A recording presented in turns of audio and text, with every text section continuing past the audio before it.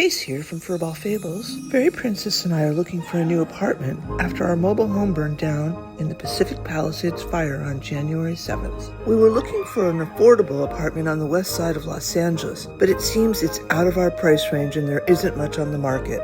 So we're looking for a temporary place in the San Fernando Valley until we know the status of our mobile home park.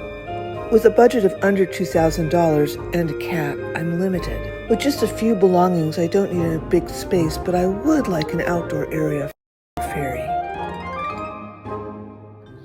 I continued my search for a new apartment in the Noho Arts District. The Noho Arts District is home to contemporary theaters, art galleries, cafes, and shops. And many creative people live there, so it sounded perfect for Fairy and I.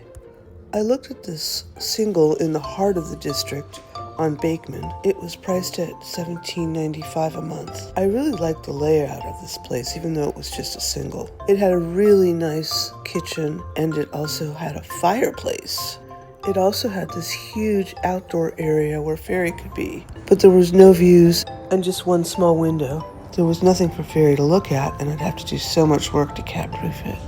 Next, I looked at a one-bedroom that had a pool. The San Fernando Valley gets very hot, so that was very enticing for me. It was priced at $18.95, and it was large.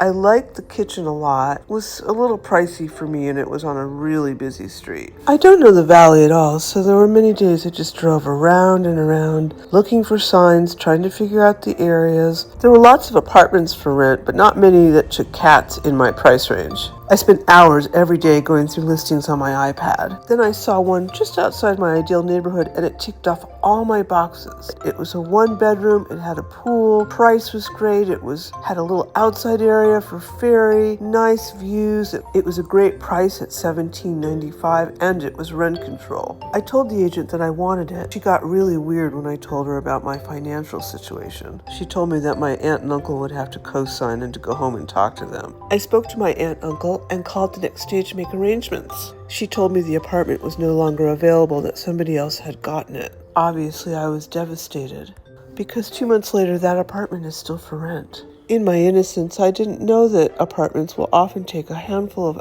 applications and then decide who would be the best tenant. I looked up the management company, and they had like thousands of one-star reviews. So I guess the universe was looking out for me. So my search continues for the perfect apartment for Fairy and I.